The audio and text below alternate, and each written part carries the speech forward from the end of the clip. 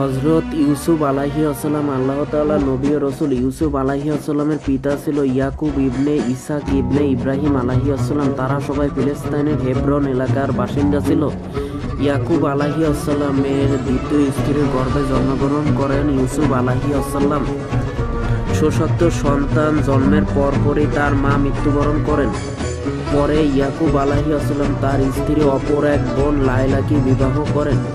ইউসুফের সাথে মিশরে পুনর্মিলনের সময় ইনি মা হিসেবে সেখানে পিতার সাথে উপস্থিত ছিলেন। হযরত ইয়াকুব আলাইহিসসালাম মিশরে পুত্র ইউসুফের সাথে 17 বছর মতান্তরে 20 বছরের অধিককাল অতিবাহিত করেন। অতঃপর 147 বছর বয়সে সেখানেই মৃত্যুবরণ করেন।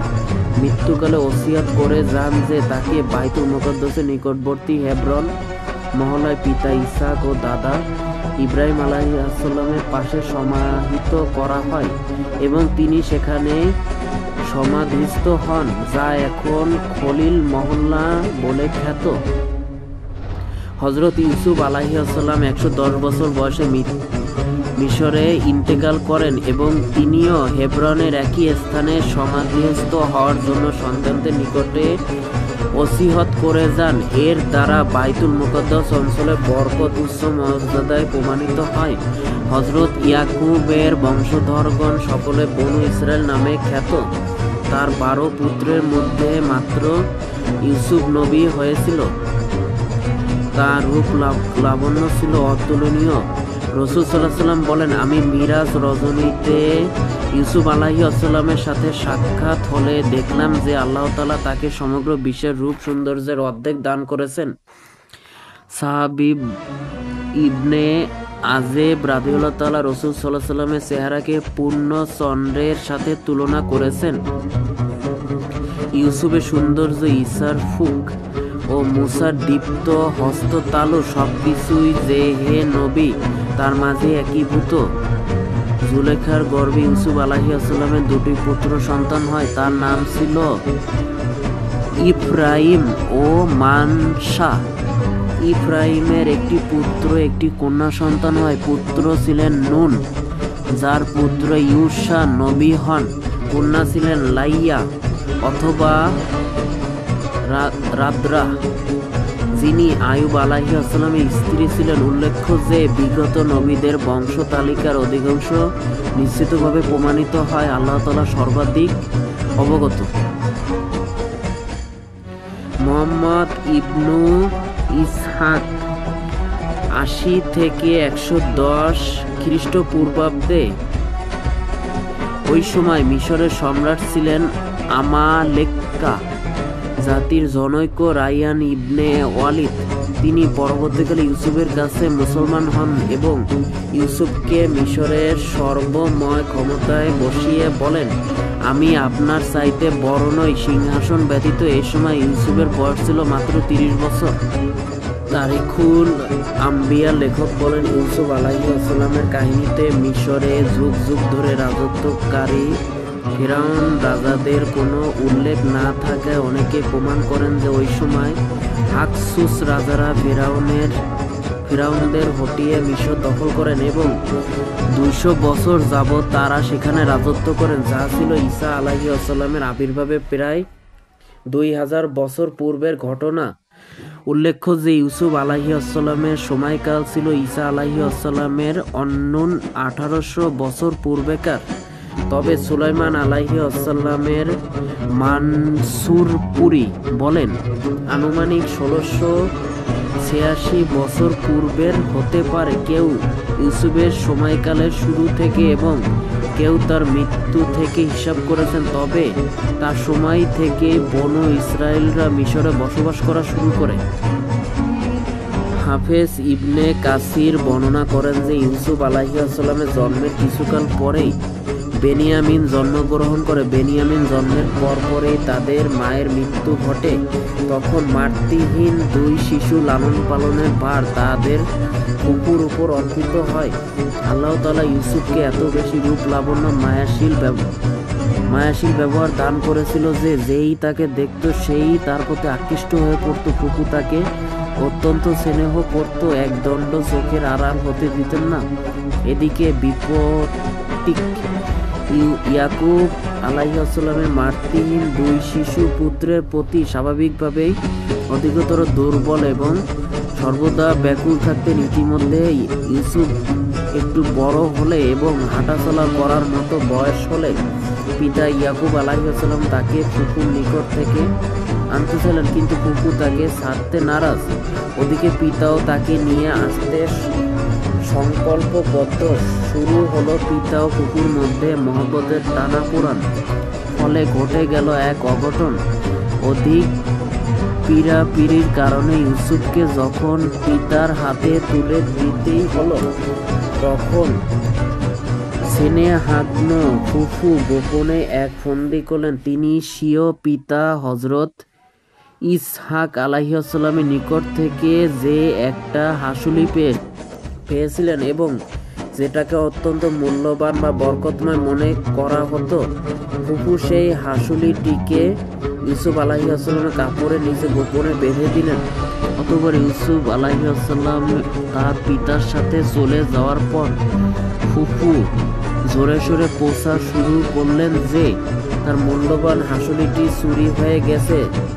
পরে তল্লাশি করে তা ইউসুফের কাছে পাওয়া গেল। ইয়াকুবী শরিয়তের বিধান অনুযায়ী ফুফু ইউসুফকে তার গোলাম হিসেবে রাখার অধিকার পেলেন। ইয়াকুব আলাইহিসসালাম দ্বিরুক্তি না করে সন্তানকে তার ফুফুর হাতে পুনরায় সমর্পণ করলেন।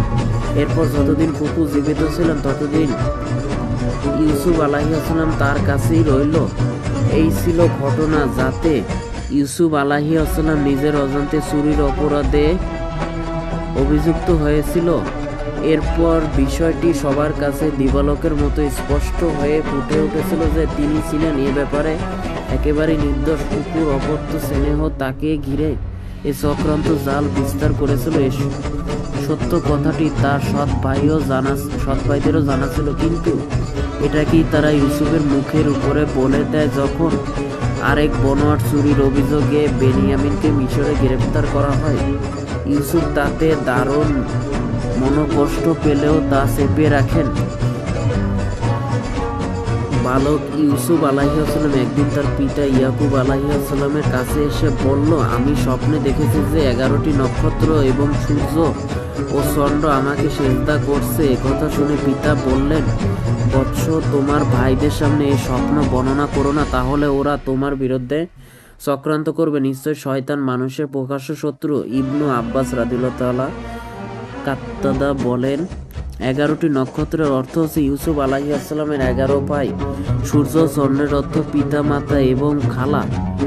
এ স্বপ্নের ব্যাখ্যা প্রকাশে পায় যখন মিশরে পিতা পুত্রের মিলন হয়। উল্লেখ্য যে স্বপ্ন ব্যাখ্যা করা জ্ঞানের একটি পৃথক শাখা। হযরত ইব্রাহিম আলাইহিসসালাম, ইসহাক আলাইহিসসালাম, ইয়াকুব আলাইহিসসালাম সকলে এই বিষয়ে পারদর্শী ছিলেন। সম্ভবত এ কারণে ইয়াকুব আলাইহিসসালাম নিশ্চিত ধারণাটি করেছিল যে বালক ইউসুফ আলাইহিসসালাম একদিন নবী হবে। হযরত ইউসুফকেও আল্লাহ এই ক্ষমতা দান করেছিল, যেমন আল্লাহ এদিকে ইঙ্গিত দিয়ে বলেন, এমনিভাবে তোমার পালনকর্তা তোমাকে মনোনীত করবেন এবং তোমাকে শিক্ষা দেবেন। বাণীসমূহের স্বপ্নদৃষ্ট বাণীসমূহের পূর্ণ করবেন স্বীয় অনুগ্রহ সমূহ, যেমন মিশরের রাজত্ব, সর্বোচ্চ সম্মান ও ধন সম্পদ লাভ এবং পিতার সাথে মিলন প্রভৃতি তোমার প্রতি ও ইয়াকুব ও পরিবারের প্রতি, যেমন তিনি পূর্ণ করেছিলেন ইতিপূর্বে তোমার পিতৃপুরুষ ইব্রাহিম আলাইহিসসালাম ও ইসহাকের প্রতি।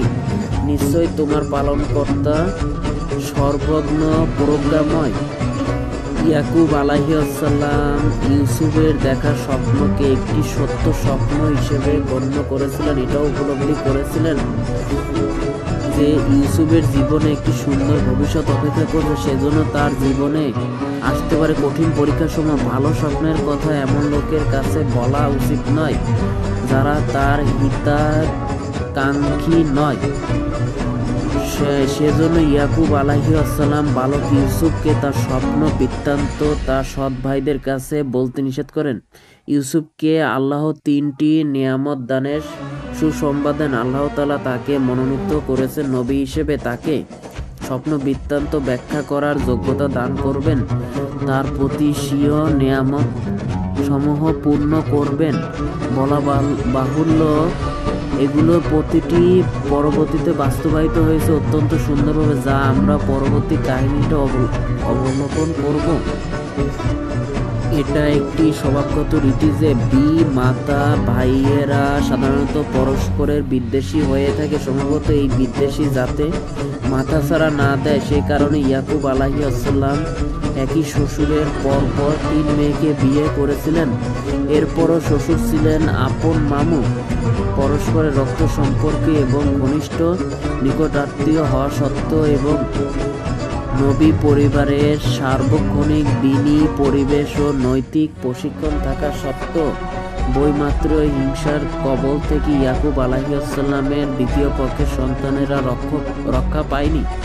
তাই বলা চলে যে ইউসুফের প্রতি তার সৎ ভাইদের হিসাব প্রথম কারণই ছিল বইমাত্র বিদ্বেষ, দ্বিতীয় কারণ ছিল সদ্য মাতৃহীন শিশু হওয়ার কারণে তাদের 2 ভাইদের প্রতি পিতার স্বভাবগত স্নেহের আধিক্য, তৃতীয় কারণ হলো ইউসুফের অতুলনীয় রূপ, লাবণ্য, অনিন্দ্য সুন্দর দেহ, সৌষ্ঠব, আকর্ষণীয় ব্যবহার, মাধুর্য এবং অন্যান্য সাধারণ চারিত্রিক বৈশিষ্ট্য। চতুর্থ, ইউসুফের স্বপ্ন বৃত্তান্তের কথা যে কোনোভাবেই হোক তার কানে পৌঁছে যাওয়া। বলা চলে যে সশক্ত কারণটি তাদের হিংসার আগুনে হৃদাহুতি দেয় এবং তাকে দুনিয়ার বুক থেকে সরিয়ে দেওয়ার শয়তানি চক্রান্ত তারা প্ররোচিত হয়। কিন্তু শয়তান যতই চক্রান্ত করুক, আল্লাহ তাআলা বলেন, শয়তানের চক্রান্ত সর্বদাই দুর্বল হয়ে থাকে। ইউসুফের মধ্যে ভবিষ্যৎ নবুয়ত লুকিয়ে আছে বুঝতে পেরেই ইয়াকুব আলাইহিসসালাম তার প্রতি অধিক স্নেহশীল ছিল এবং সে কারণে সৎ ভাইয়েরা ছিল অধিক হিংসাপরায়ণ। বস্তুত এই হিংসার আচরণের মধ্যেই লুকিয়েছিল ইউসুফের ভবিষ্যৎ উন্নতির সোপান। 10 জন বিমাতা ভাই মিলে ইউসুফকে হত্যার ষড়যন্ত্র বাস্তবায়নের জন্য তাকে জঙ্গলে নিয়ে যাওয়ার উদ্দেশ্যে প্রতারণার আশ্রয় নিল। তারা একদিন পিতা ইয়াকুব আলাইহিসসালামের কাছে এসে ইউসুফকে সাথে নিয়ে পার্শ্ববর্তী জঙ্গলে আনন্দ ভ্রমণে যাওয়ার প্রস্তাব করল। তারা পিতাকে বলল যে আপনি তাকে আগামীকাল আমাদের সাথে প্রেরণ করুন, সে আমাদের সঙ্গে যাবে, তৃপ্তি সহ খাবে আর খেলাধুলা করবে এবং আমরা অবশ্যই তার রক্ষণাবেক্ষণ করব। জবাবে পিতা বলল, আমার ভয় হয় যে তোমরা তাকে নিয়ে যাবে আর কোনো এক অসতর্ক মুহূর্তে তাকে বাঘে খেয়ে ফেলবে। তারা বলল, আমরা এতগুলো ভাই থাকতে তাকে বাঘে খেয়ে ফেলবে কেন? তাহলে তো আমাদের সবাই শেষ হয়ে যাবে। উল্লেখ্য যে কেনআন অঞ্চলে সে সময় বাঘের প্রাদুর্ভাব ছিল। হযরত আব্দুল্লাহ ইবনে আব্বাস রাদিয়াল্লাহু আনহু প্রমুখাত বর্ণিত হয়েছে যে ইয়াকুব আলাইহিসসালাম পূর্ব রাতে স্বপ্নে দেখেছিল যে তিনি পাহাড়ের উপরে আছেন, নিচে পাহাড়ের পাদদেশে ইউসুফ আলাইহিসসালাম খেলা করছে। হঠাৎ 10টি বাঘ এসে তাকে ঘেরাও করে ফেলে ও আক্রমণ করতে উদ্যত হয়, কিন্তু তাদের মধ্যকার একটি বাঘ এসে তাকে মুক্ত করে দেয়। অতঃপর ইউসুফ আলাইহিসসালাম মাটির ভিতরে লুকিয়ে যায়। ইবনু আব্বাস রাদিয়াল্লাহু তাআলা বলে যে উক্ত স্বপ্নের ব্যাখ্যা অনুযায়ী ইয়াকুব আলাইহিসসালাম তার 10 পুত্রই 10 ভাগ্য গণ্য করেছিলেন, কিন্তু তাদের কাছে রূপকভাবে সেটা পেশ করেন যাতে তারা বুঝতে না পারে। যাই হোক, ছেলেদের পীড়াপিড়িতে অবশেষে তিনি রাজি হন, কিন্তু তাদের কাছ থেকে অঙ্গীকার নিলেন যাতে তারা ইউসুফকে কোনরূপ কষ্ট না দেয়, তার প্রতি সর্বদা খেয়াল রাখে। অতঃপর তিনি জ্যেষ্ঠ পুত্র ইয়াহুদা বা রুবিলের হাতে ইউসুফকে সোপন করলেন, বললেন, তুমি এর খাওয়া দাওয়া অন্য সকল ব্যাপারে দেখাশোনা করবে। কিন্তু জঙ্গলে পৌঁছে শয়তানি চক্রান্ত বাস্তবায়নের জন্য তারা তৎপর হয়ে উঠল। তারা ইউসুফকে হত্যা করার জন্য প্রস্তুত হলো। তখন বড় ভাই ইয়াহুদা তাদের বাধা দিল এবং পিতার নিকটে তাদের অঙ্গীকারের কথা স্মরণ করিয়ে দিল, কিন্তু শয়তান তাদেরকে আরো বেশি জেদি করে তুলল। অবশেষে বড় ভাই একা পেরে না উঠে প্রস্তাব করলো, বেশ, তবে ওকে হত্যা না করে বরং ওই দূরের একটা পরিত্যক্ত কুয়ায় ফেলে দাও। যাতে কোনো পথিক এসে ওকে উঠিয়ে নিয়ে যায়। তাতে তোমাদের দুটো লাভ হবে। এক, সে পিতার কাছ থেকে দূরে চলে যাবে ও তোমরা তখন পিতার নিকটবর্তী হবে।